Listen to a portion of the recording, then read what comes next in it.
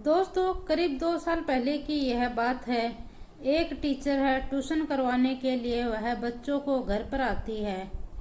जैसे ही टीचर है वह बच्चों को ट्यूशन करवाने के लिए घर पर आता है, तो जो बच्चों की माँ है वह बोलती है कि जो बेटा पहले बुक रखने से और ट्यूशन करने बैठने से पहले आप टीचर के लिए पानी रख लो, हो तो आप उसे पानी पिला देना। और जैसे ही बच्चों ने यह बात सुनी तो बच्चों ने यह बात सुनकर भी अनसुना कर देते हैं। और फिर वह दोनों बच्चे, बहन और भाई दोनों, वह ट्यूशन पढ़ने के लिए बैठ जाते हैं। और फिर जैसे ही माँ देखती है तो माँ पहले तो थोड़ा सा गुस्सा होती है और फिर बच्चों से कहती है कि तुम्हारा ये रोज का काम है, अगर तुम मास्टर साहब के सामने थोड़ा सा एक गिलास पानी का रख देते तो तुम्हारे क्या हो जाता। और फिर वह माँ गुस्सा करते हुए पानी का गिलास लेती है और पानी का गिलास लेकर वह मास्टर साहब के सामने रख देती है। और जैसे ही वह पानी का गिलास मास्टर साहब के सामने रखती है तो वह मास्टर साहब उसकी माँ की तरफ देखता है, तो वह माँ को देखता ही रह जाता है। वह देखता है कि उसके हाथ हैं, हाथ भी सूजे हुए हैं, चेहरे है, चेहरे भी सूजा हुआ है, हाथ पैर हर जगह पर उसके चोट के निशान थे। और फिर मास्टर साहब ने उससे पूछा कि तुम्हारे ये चेहरे पर सूजन कैसे आया हुआ है, ये चोटें कैसी लगी हुई हैं। मास्टर साहब ने जैसे ही हमदर्दी उसे दिखाने की कोशिश की तो वह झूठ बोलने की कोशिश करती है, लेकिन वह झूठ बोल भी नहीं पाती है। और फिर बातों ही बातों में जो मास्टर साहब था वह अपने हमदर्दी के और शब्द थे 2-4, वह और शब्द बोलता है। फिर वह जैसे ही मास्टर साहब हमदर्दी के शब्द बोलता है तो वह माँ टूटते टूटते बिखर जाती है। और फिर वह माँ अपनी कहानी सुनाती है। अपनी कहानी सुनाते हुए वह बताती है कि जो उसका पति है वह बहुत ज्यादा शराब पीता है और वह हर रोज शराब पीकर घर पर आता है। वह घर पर जैसे ही आता है तो वह उसके साथ मार पिटाई करना शुरू कर देता है, बिना कोई वजह, बिना कोई बात के वह हर रोज उससे पिटाई करता है, मारपीट करता है। और जो इससे अब आगे होने वाला है वह बहुत ही भयानक हुआ इसके बाद जो हुआ था। और आज की इस कहानी के माध्यम से हम यही जानने की, यही समझने की कोशिश करेंगे कि इससे आगे हुआ क्या था, जिसकी गूंज थी वह पूरे प्रदेश में फैली हुई थी। और आजकल यह जो घटना है यह बहुत चर्चा में है। नमस्कार, राधे राधे, जय श्री कृष्णा। दोस्तों, मैं पूजा आज जो आपको सच्ची घटना सुनाने जा रही हूँ, यह सच्ची घटना है बिहार प्रदेश की। और बिहार प्रदेश का ये समस्तीपुर जिला है और समस्तीपुर जिले का ही थाना लगता है मुफस्सिल, और मुफस्सिल थाने क्षेत्र का। और गांव लगता है यह लगुनिया रघु कंठी, और यहाँ का ही एक गोटी यारी वार्ड लगता है, वार्ड नंबर 40 है। और 26 जुलाई 2025 के सुबह 6 बजे के आसपास थी और एक घर से चीखने चिल्लाने की बहुत ज्यादा आवाज आ रही थी। और जैसे ही इस घर से चीखने चिल्लाने की आवाज आती है तो यहाँ के आसपास के लोग वह इकट्ठे हो जाते हैं।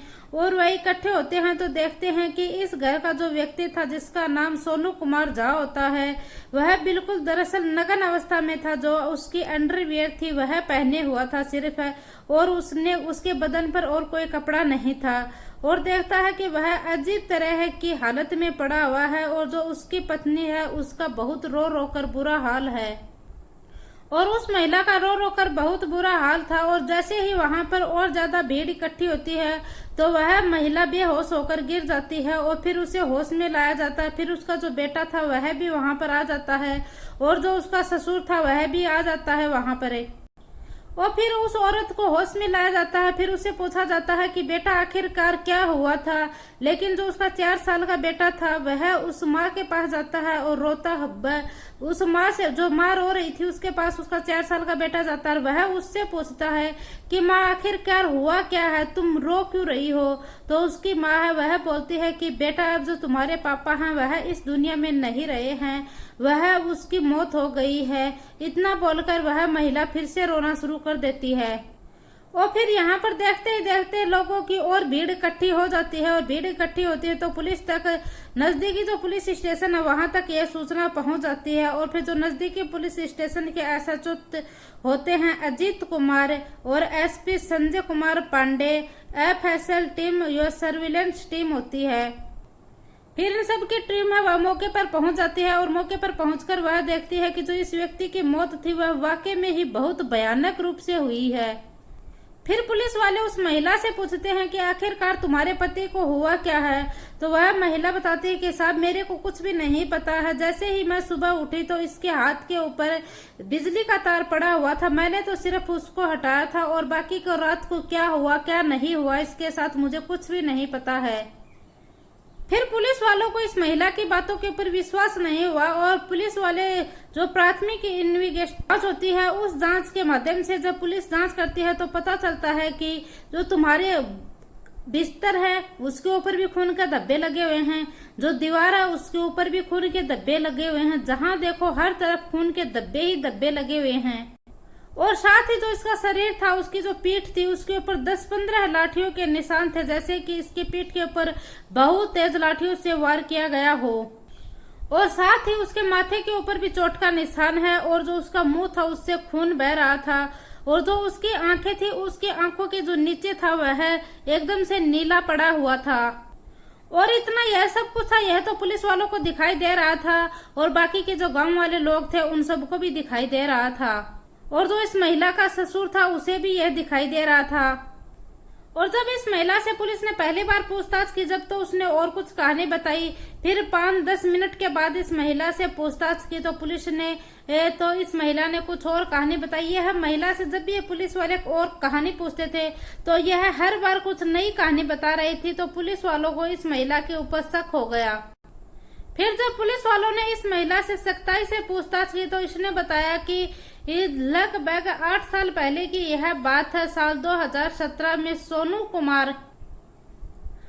कुमार झा और यह इसी गांव का रहने वाला होता है, जिस गांव के मुफस्सिल थाना होता है और जिस गांव का नाम होता है लगुनिया रघुकंठी, और वहां का रहने वाला होता है। और यह जो महिला है यह गाठो एक थाना क्षेत्र लगता है, उस वहां की रहने वाली है और गाठो थाना क्षेत्र में ही एक माधव विस्पुरा गांव की यह महिला रहने वाली होती है और उसका जो जिला है वह समस्तीपुर है।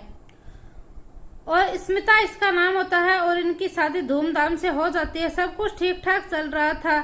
शादी के बाद एकदम से दोनों के बीच में सब कुछ ठीक ठाक था और शादी के लगभग 1-1.5 साल तक तो सब कुछ सही चल रहा था, लेकिन शादी के 1-1.5 साल बाद यहाँ सब कुछ परिस्थितियां थी वह बदल जाती हैं। ये जो सोनू कुमार झा था इसे थी ये शराब पीने की आदत लग जाती है और ये जब भी घर पर शराब पीकर आता था तो यह अपनी पत्नी के साथ अभद्र व्यवहार करता था, उसके साथ मार पिटाई शुरू करता था, गाली गलौज वगैरह करता था उसके साथ ही।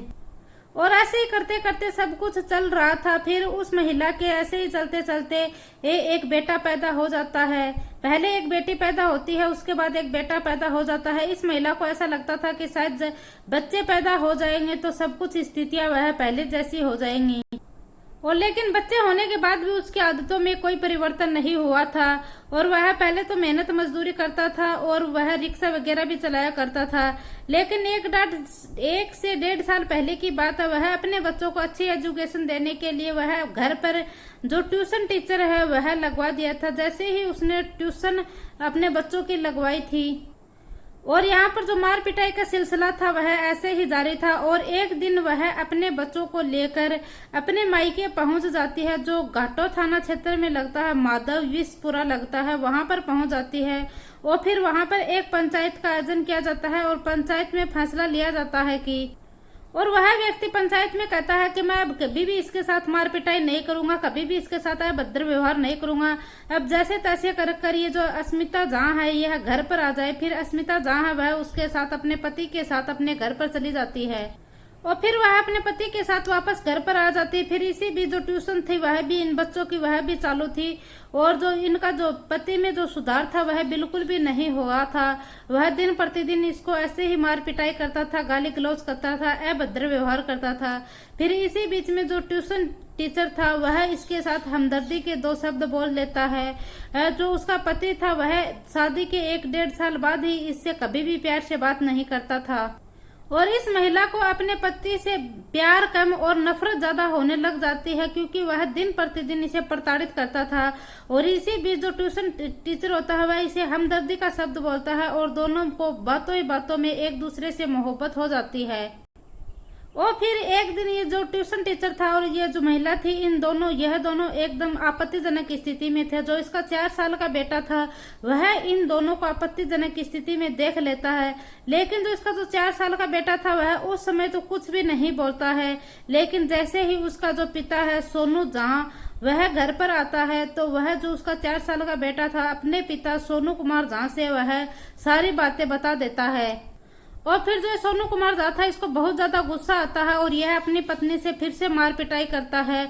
और वह जो सोनू कुमार झा था वह न तो इस मामले को न तो पंचायत में लेकर जाता, न ही थाने में लेकर जाता। वह सोचता कि अगर मेरी घर की बात है घर से बाहर जाएगी तो इसमें मेरी बहुत ज्यादा बदनामी होगी। और यह सब कुछ स्थितियां थी वह पहले जैसी होने लगी थी, सब कुछ जैसे कि पहले की तरह पटरी पर आने लगा था। यह सोनू कुमार झा था, यह शाम को घर से जाता था और देर रात से वापस लौट कर आता था। और जैसे ही जो इसका पति था वह देर रात से घर पर आता था, तो यहाँ पर इसके घर में 2 दरवाजे बनवाए थे। इसके ससुर ने इसके 2 दरवाजे बनवाए थे घर पर। जब रात का आता था तो इसकी पत्नी थी वह खड़ी होकर इसका दरवाजा नहीं खोलती थी, परेशानी होती थी। इसीलिए उसने एक दूसरा विंडो वाला दरवाजा बनाया था जिसकी 2 चाबियां थी, एक तो इसके पति के पास थी और एक जो ये पत्नी थी इसके पास थी। और जब पति बाहर जाए तो वह भी कभी भी आ सकता है इस दरवाजे से लॉक खोलकर, और जो पत्नी को चाहे तो यह भी इस चाबी का इस्तेमाल कर सकता है। और आखिरकार यह तारीख थी 25 जुलाई 2025 के रात के तकरीबन 12 बजे हुए थे। और वह जैसे ही घर के अंदर आता है तो वह देखता कि जो ट्यूशन टीचर था और जो उसकी पत्नी थी ये अस्मिता झा और जो उसका टीचर था उसका नाम था हरि ओम झा, दरअसल यह दोनों आपत्तिजनक स्थिति में थे और यह एक दूसरे से शारीरिक संबंध बना रहे थे। और इसी बीच जो पति है उसकी एंट्री हो जाती है और वह दोनों इस बात से बेखबर थे कि उसे इस बात का खबर भी नहीं थी कि जो सोनू कुमार झा है वह थोड़ा सा गुस्सा आता है उसको।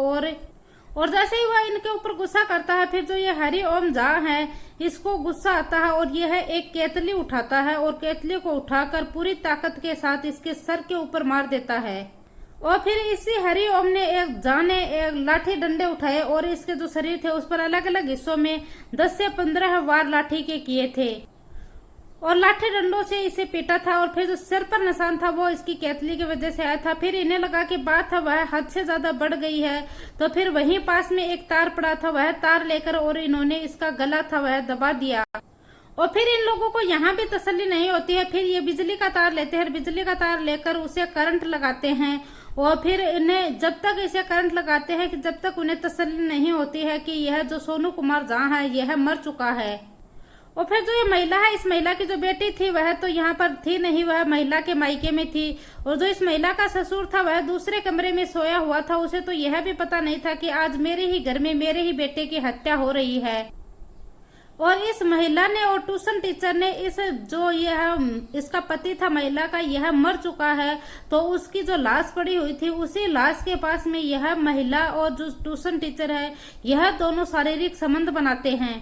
और फिर इन दूसरों को एक दूसरे से मिलने से तसल्ली हो जाती है। फिर ये ट्यूशन टीचर है यह वहां से चला जाता है और फिर उस महिला के तकरीबन 5:30 बजे के आसपास आंख खुलती है। फिर उस महिला ने ऐसा नाटक किया, ऐसा स्वांग किया कि जैसे कि उसके पति की अचानक से मौत हो गई है, वो भी बिजली का तार पकड़ने की वजह से। फिर उसने 6 बजे के आसपास चीखना चिल्लाना शुरू किया।